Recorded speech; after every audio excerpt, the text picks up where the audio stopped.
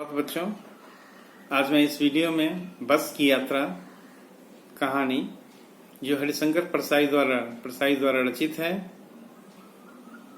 उसके संबंध में मैं अपने विचार प्रस्तुत करने जा रहा हूँ। कहानीकार हरिशंकर प्रसाई खासतौर से साहित्य के क्षेत्र में व्यंगकार के रूप में भी जाने जाते हैं। यहाँ भी उन्होंने एक तरह से देखा जाए तो व्यंग किया है। हरिशंकर प्रसाई ने इस शीर्षक के माध्यम से भारतीय समाज की वर्तमान परिस्थितियों में परिवहन व्यवस्था पर प्रहार किया है। उन्होंने यह बताने का प्रयास किया है कि वाकई आज की जो परिवहन व्यवस्था है महज कहने को है, उसकी हालत काफी अच्छी नहीं है। खासतौर से जिस व्यवस्था की हम बात कर रहे हैं वह सरकारी तंत्र की व्यवस्था है।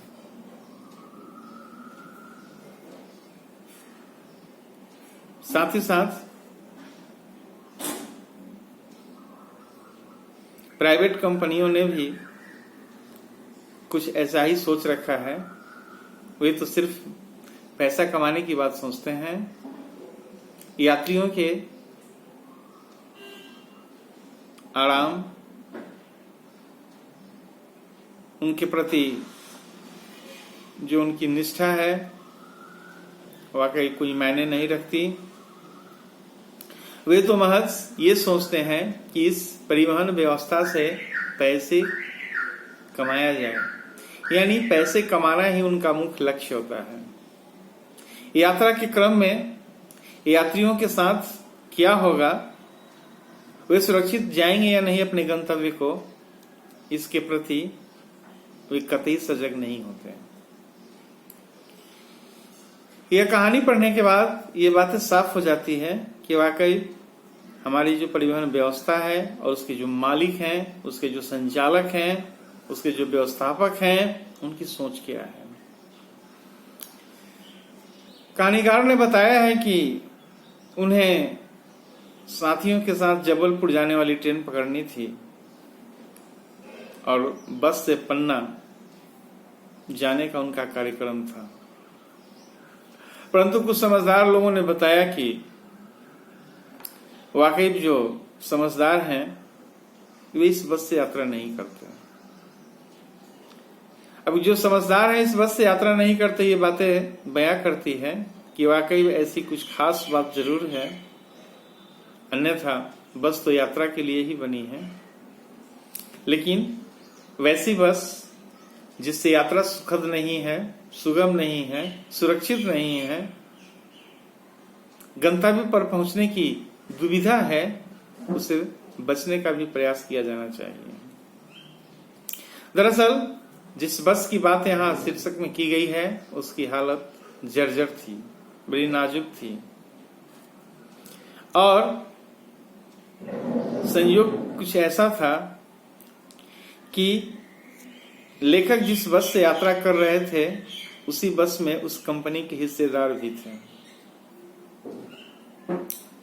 इसलिए उन्होंने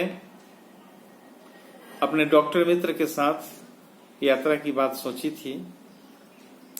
जैसे ही ड्राइवर ने बस स्टार्ट किया, बस हिलने लगी। बच्चों, आपने भी बस की यात्रा की है। कभी आपने उन बसों का मजा लिया है। वैसे बसों में आपने सफर किया है जो काफी अच्छे होते हैं, जिनका रखरखाव काफी अच्छा होता है।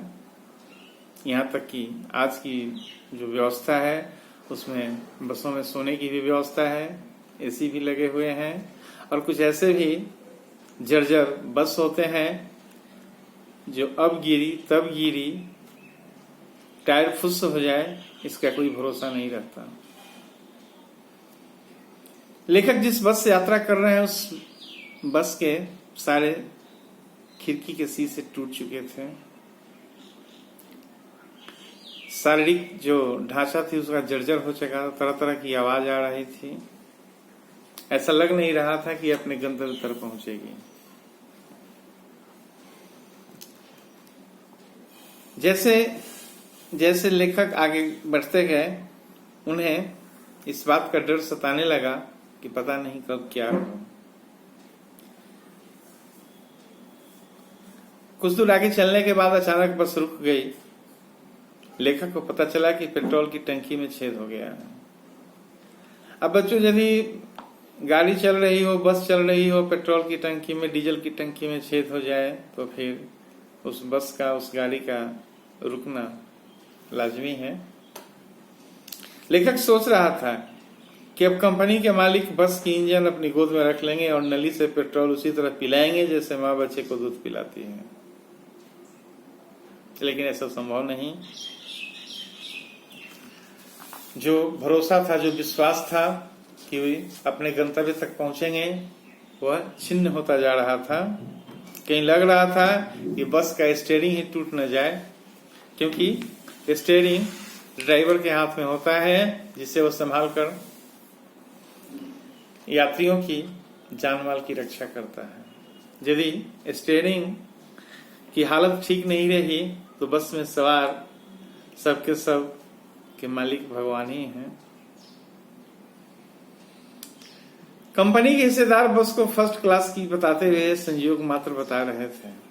कमजोर चांदनी में बस ऐसी लग रही थी जैसे कोई बुढ़िया थक कर बैठ गई हो। उसे डर लग रहा था कि इतने लोगों के बैठने से इसका परिणाम ही न हो जाए और इन सबको उसकी अंत्येष्टि न करना पड़ जाए। थोड़ा इधर उधर करने के उपरांत बस फिर चली, लेकिन अब इसकी रफ्तार धीरे धीरे कम हो गई थी। कुछ दूर आगे चलने के बाद उसे एक टायर फुस हो गया। टायर फट जाने के बाद बस फिर रुक गई। सोचिए कि तेजी से बस चल रही और अचानक उसका टायर फट जाए तो फिर खतरे को टाला नहीं जा सकता, नहीं। लेकिन ऐसा कुछ नहीं हुआ और इस तरह टायर भी बदला गया, दूसरा टायर लगाया गया और धीरे धीरे वे अपने मंजिल को पहुंच गए। तो इस तरह से इस शीर्षक के अंतर्गत हरिशंकर परसाई ने बस की परिवहन व्यवस्था की जर्जर हालत के तरफ हमारा ध्यान आकृष्ट किया है और उन्होंने बताया है कि आज हम सफर में, अपनी यात्रा में सलामत नहीं है, इसलिए इसके प्रति हमें सजग रहना है और संचालकों को भी इस बात का ध्यान रखना चाहिए कि यात्रियों की सुरक्षा पर ध्यान दिया जाए। महज पैसे कमाना ही उनका उद्देश्य न होना चाहिए। धन्यवाद।